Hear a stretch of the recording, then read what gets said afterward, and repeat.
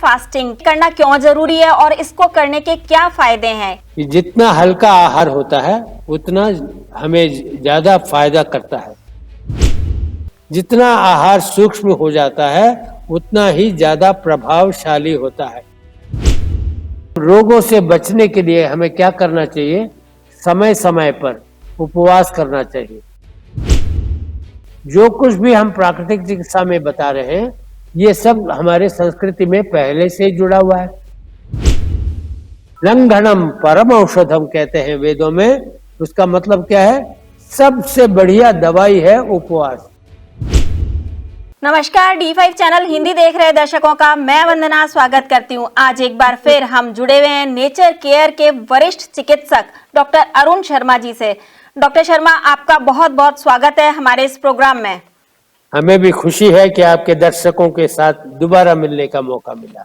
आज हम बात करेंगे फास्टिंग की। तो ये करना क्यों जरूरी है और इसको करने के क्या फायदे हैं, ये हम आपसे जानेंगे। जरूर। हमारे वेदों में कहा गया है कि जितना हल्का आहार होता है उतना हमें ज्यादा फायदा करता है। आहार तो हम खाते हैं और पीते हैं, जो भी कुछ हम खाते हैं पीते हैं वो पृथ्वी तत्व से आया है। पृथ्वी में औषधियां पौधे होते हैं, पौधों में अलग अलग जीव राशि के लिए अलग अलग खुराक होता है और इंसान के लिए भी अलग अलग जीव पत्ते होते हैं, सब्जियां होते हैं, फल होते हैं जो हम खाते हैं। ये तो स्थूल आहार बोलते हैं। जैसे इसके बाद इससे भी हल्का जो खाना होता है वो सूक्ष्म आहार होता है। जितना आहार सूक्ष्म हो जाता है उतना ही ज्यादा प्रभावशाली होता है। ये प्रभाव क्या चीज है? ये शरीर के अंदर और मन के अंदर एक बदलाव लाने की जो शक्ति होता है उसको प्रभाव कहते हैं। अंग्रेजी में इसको पोटेंसी बोलते हैं। Subtler the food higher its potency. प्राकृतिक चिकित्सा में हमें सिखाया जाता है कि जो कुछ भी हम शरीर की कमी है उसको ठीक करने के लिए हमें इन्हीं 5 तत्वों का उपयोग करना चाहिए जिनसे हमारा शरीर बना है। अगर कोई लकड़ी का कुर्सी खराब हो गया, उसका पाया खराब हो गया, तो उसमें सुई धागा नहीं लग सकता। उसमें ही लकड़ी का पट्टा ही लगाना पड़ेगा उसको ठीक करने के लिए। इस तरह से हमारा शरीर बना है 5 तत्व से। उन्हीं 5 तत्वों से इस शरीर को ठीक करना पड़ेगा। इसमें सर्वप्रथम आता है आकाश तत्व। हमारा शरीर जिस तरह से बना है उसी से ठीक करना चाहिए। इसका संस्कृत में हमें श्लोक मिलता है, यथोत्पत्ति शरीराणाम वेदांतेषु प्रतिष्ठितः जीवनो अपि चिकित्सायाम अनुष्ठान क्रमास्तथा। क्रमा ये शब्द जो है ये सबसे जरूरी शब्द है जिसको हमें ध्यान देना चाहिए। क्रम का मतलब जिस क्रम से ये शरीर बना है वही क्रम जो है ऑर्डर ऑफ प्रायोरिटी जिसको बोलते हैं ज्यादा विशेषता रखता है। जितना जो चीज पहले बना है वो बाद में जो बना है उससे ज्यादा विशेषता रखता है। आकाश तत्व सबसे पहले बना है। आकाश तत्व क्या मतलब क्या है? जगह, डायमेंशन अंग्रेजी में बोलते हैं। ये जगह हमें हमको रहने के लिए जगह चाहिए। मान लीजिए एक कमरे में रह रहे हैं, ये कमरा बड़ा है काफी, इसके अंदर 200 आदमी आराम से आ सकते हैं, लेकिन इससे 2000 आदमी आ जाएं तो इस कमरे में जगह नहीं होगा। एक एक इंसान को रहने के लिए बहुत मुश्किल हो जाता है। इसी तरह हमारे शरीर के अंदर भी कण होते हैं। जीव कण, हड्डियों के कण होते हैं, नसों के कण होते हैं, मसल्स के कण होते हैं। हर इस तरह से हर किस्म के कण होते हैं। इन कणों को हम बढ़ाते जाएं तो वो जगह नहीं रहेगा शरीर में, और लोग आ जाएं अंदर, आना जाना मुश्किल हो जाता है। अमेरिका में हम देखते हैं कि हाईवेज होता है, यहाँ भी हाईवेज आ गया। हाईवेज में स्पीड ज्यादा रखते हैं। अमेरिका में तो 75 माइल्स पर आवर जाना चाहिए, ऐसे मैक्सिमम लिमिट रखते हैं। उसमें मिनिमम लिमिट भी रखते हैं। कहते हैं कि if you go below 40 miles per hour you will be challan. Minimum speed is 40 miles per hour, ऐसे साइन लिखा हुआ है, बोर्ड बनाए हुए हैं। तो जो गाड़ियां धीरे धीरे चलते हैं तो उनको चालान कर दिया जाता है। लेकिन वीकडेज में सुबह 7:30 बजे से 10:30 बजे तक सुबह जाके देखिए तो गाड़ियां तो 15 मील के स्पीड में भी नहीं जा सकते, क्योंकि इतने सारे गाड़ियां आते हैं। दफ्तर में जाने वाले लोग उस हाईवे में आते हैं कि जल्दी पहुंच जाएं, कोई ट्रैफिक लाइट ना हो, सीधा दफ्तर पहुंच सकते हैं, इस ख्याल से आते हैं। लेकिन आकर क्या देखते हैं, वहां पर तो इतने सारे गाड़ियां हैं कि वहां ट्रैफिक लाइट के बिना भी तेजी से नहीं जा सकते, क्योंकि बहुत सारे गाड़ियां आ गई हैं। तो इस वक्त क्या होता है, चलन उनका बहुत धीरे हो जाता है। यही हाल हमारे शरीर के अंदर भी हो रहा है। इसके अंदर भी हाईवेज भी हैं, छोटे गलियां भी हैं और छोटी पतली गलियां भी होती हैं। तो इनके अंदर भी अगर जरूरत से ज्यादा मटेरियल चला जाए तो आना जाना मुश्किल हो जाता है। तो आवागमन जब मुश्किल हो जाता है तो टेंशन बढ़ता है, ब्लड प्रेशर बढ़ता है, दिमाग भी परेशान होता है। दिमाग की हर परेशानी शरीर में ट्रांसफर होते हैं। इस तरह से कई तरह के रोग के हम शिकार हो जाते हैं। ये हम रोगों से बचने के लिए हमें क्या करना चाहिए, समय समय पर उपवास करना चाहिए। जैसे वीकेंड्स में अमेरिका में हाईवे में ट्रैफिक जरा कम होता है, इसी तरह से हमारे शरीर के अंदर भी ऐसे मौका देना चाहिए, जो खुराक है वो खाएं नहीं, तो ज्यादा ट्रैफिक नहीं बढ़ाएं। इस ज्यादा ट्रैफिक नहीं बढ़ाएंगे तो जितने ट्रैफिक है उसके अंदर वो आसानी से आना जाना उनका हो सकता है। इस तरह से हम हमारे संस्कृति में जो कुछ भी हम प्राकृतिक चिकित्सा में बता रहे हैं, ये सब हमारे संस्कृति में पहले से ही जुड़ा हुआ है। हमारे पूर्वजों ने इन सब का ध्यान पहले ही रखा है। इसलिए जितने भी उत्सव होता है, मान लीजिए दिवाली का अवसर है, कृष्ण जन्माष्टमी है, राम नवमी है और दुर्गाष्टमी है, ऐसे दशहरा है, इस तरह से कई किस्म के त्योहार होते हैं। वो त्योहार खास करके उपवास करने के लिए ही बना है। जो भी पकवान बनते हैं तरह तरह के, उसको उस वक्त नहीं खा सकते जब तक उनका उपवास पूरा ना हो। कृष्ण जन्माष्टमी में मान लो कृष्ण का जन्म तो मिडनाइट को होता है, तो मिडनाइट तक क्या करते हैं हम लोग, तो मिडनाइट तक उपवास करते हैं। मिडनाइट को नहीं खाना होता है, कुछ लोग गलत अंदाजा से मिडनाइट को खा लेते हैं, ऐसे नहीं करना चाहिए, अगले दिन खाना चाहिए। रामनवमी है, शिवरात्रि है, जो भी त्योहार होता है उसमें उपवास का पहले प्रथमता होता है, बाद में खुराक खाना होता है।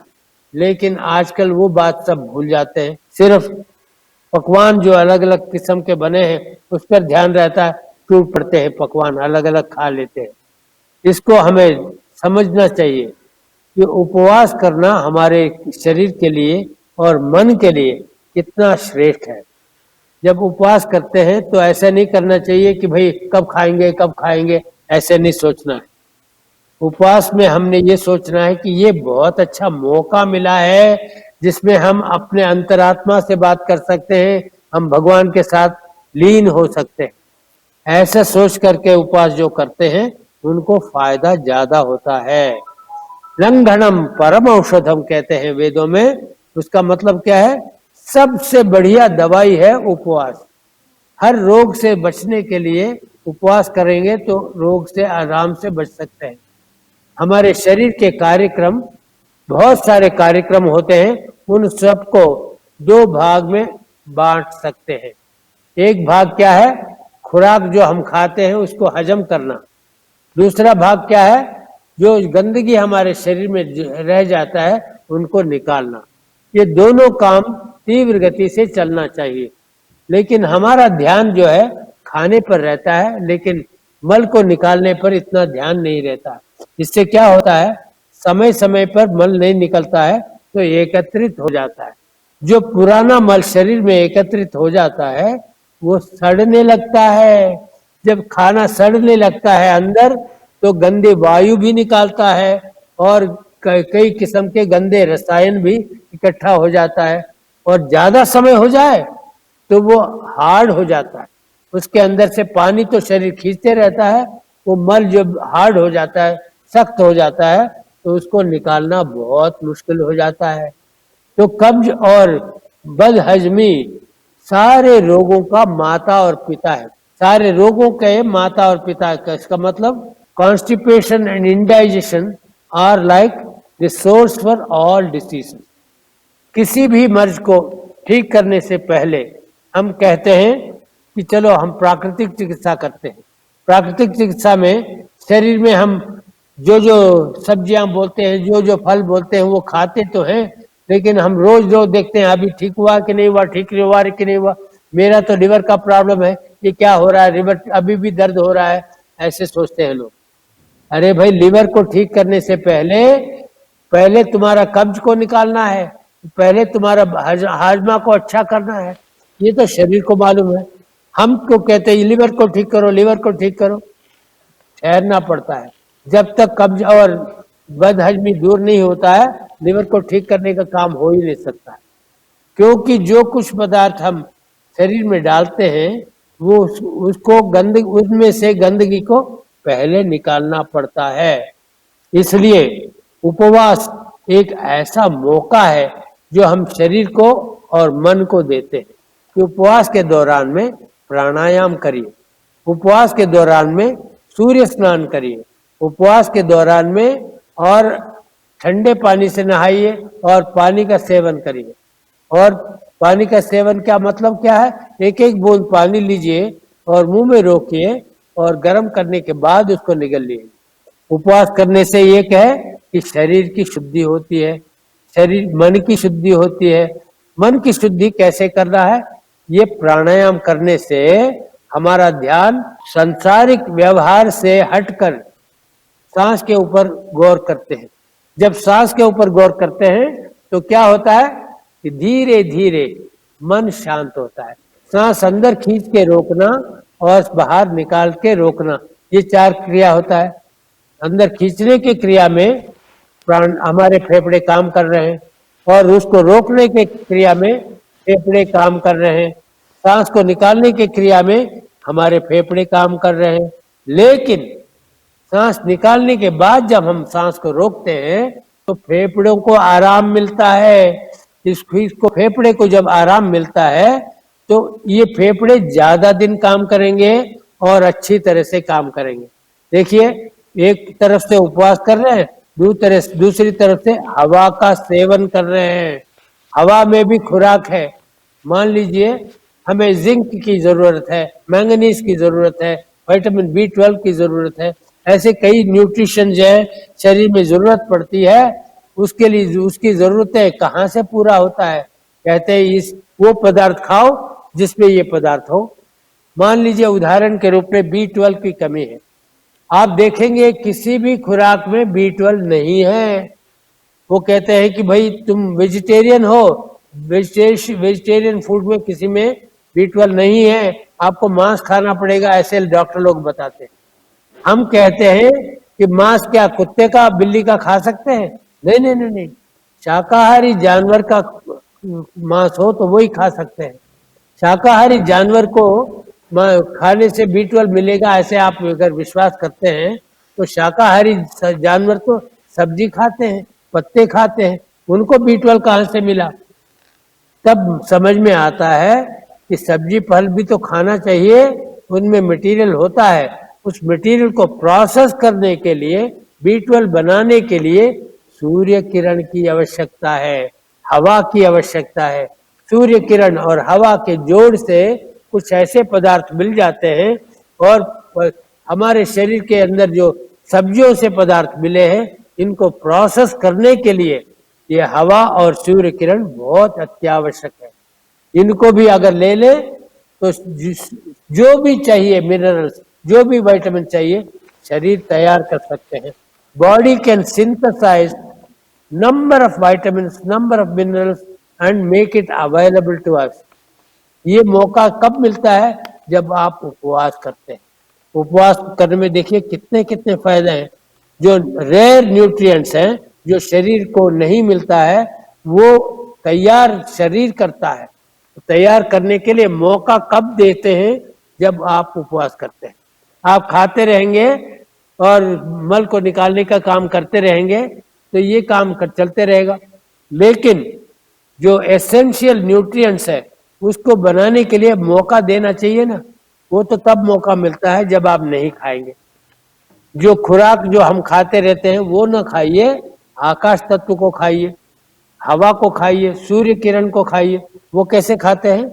उपवास जब करते हैं शरीर को सूर्य किरण के रोशनी में डालिए और हवा के लिए प्राणायाम करिए और उपवास करते वक्त भगवान का ध्यान करिए।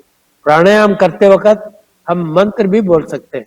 अलग अलग लोग अलग अलग तरीके से प्राणायाम करते हैं। आपका इष्ट मंत्र कुछ भी हो, आपको ये जरूरी नहीं है कि आपको हिंदू होना है। ये सारे जो प्राणायाम और सूर्य स्नान जो है विश्व के लिए है बना हुआ। ये हिंदू मुसलमान और ईसाई के लिए अलग अलग चीज नहीं बना हुआ है। कुदरत तो सबके लिए कॉमन है और कुदरत को प्राप्त करने के लिए कोई एक रिलीजन की जरूरत नहीं।